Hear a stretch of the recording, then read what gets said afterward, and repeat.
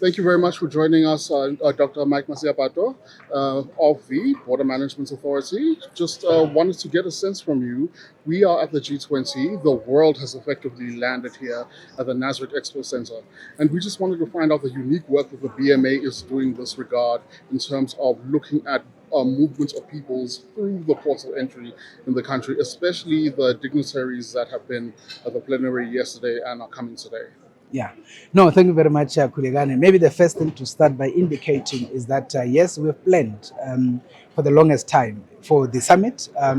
Obviously, we are part of the NAT joints as the Border Management Authority, although our responsibility is around the ports of entry. Right. Yes, in this instance, we had actually identified 3 critical ports as the points of entry in terms of the heads of state as well as the entire delegation. And by the way, that is inclusive of the journalists that came here from all over the world. So we received them via OR Tambo International Airport, and some of them came through Lanseria International Airport, and some of them came through Waterkloof Air Force Base. Right. So we were able to receive them. The majority of them came through on Thursday as well as on Friday. And obviously, it also came through overnight on Friday into Saturday morning until they all converged here yesterday. And of course, that was the first day. So today, we have actually started receiving, some of them in terms of the exit, as it were, in terms of the environment. So the exit had also started yesterday. The reason why some of them started yesterday was on the basis that the declaration was signed yesterday and some of the heads of state started leaving. Up to this point, we've already exited the Prime Minister of the UK, the head of state from Ireland, as well as the one from Spain. So some of them, we are still expecting them to start exiting today, and of course some will start exiting tomorrow.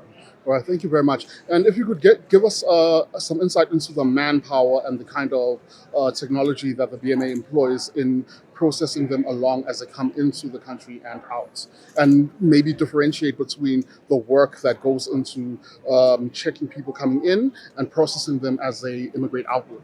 That's okay. So in terms of the people coming in, you will be aware that as the BMA, we are responsible for 4 critical specialized areas.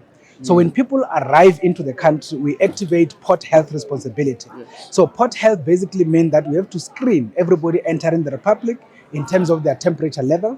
So everybody is expected to be sitting at a temperature below 3.7. Right. So if anybody is sitting at a temperature 3.8 up, that particular person must be quarantined, taken into a clinic, and ultimately into a medical facility for that particular person to be checked as to what is probably the challenge that they might be carrying.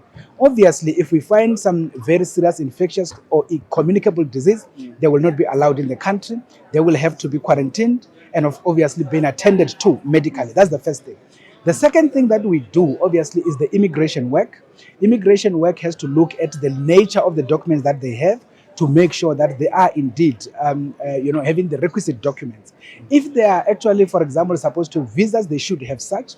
But most of the people that came, they are from states and therefore they have diplomatic passports. Most of the states, they enter the country without needing a visa because of the diplomatic passport.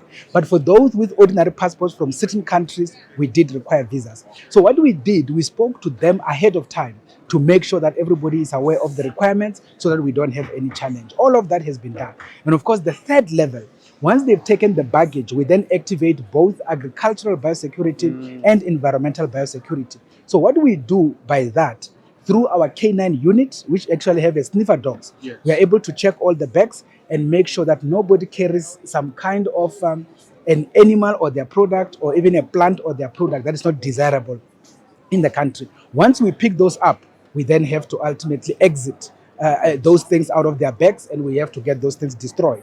So as we speak now, we've been doing all of that work, and that is why in our statement, we talk about some Chinese scrap, that has been picked up by one of the individual, but that individual was not necessarily coming for the G20. It's just that it was during that period or during this period of the G20. Unfortunately, that particular one is a criminal offense. That is why the person had to be arrested, basically handed over to the SAPS for that person to be taken through the legal process. So that is basically the work that we do in terms of the entry. In terms of the exit, we primarily do immigration work. and the rest of the others don't apply because they are leaving the country.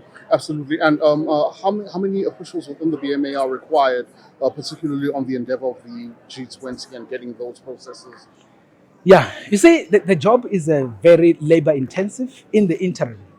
It's labor intensive because we have to make sure that the colleagues are in all of these areas. If you talk about OR Tambo, for instance, just on the entry side, we had 48 officials manning the entire cubicles. So out of the 48, 4 of those are actually for port health responsibility. That's where the people get screened. But additional to that, we had actually other port health teams as well as, agricultural teams on the tarmac for the purposes of the head of state. Because the head of state does not come to the processing area. Right. So the head of state, together with what you call the A-suit delegates, those are, it's like 1 plus 35. They actually go into the state protocol lounge, and that is where they get processed.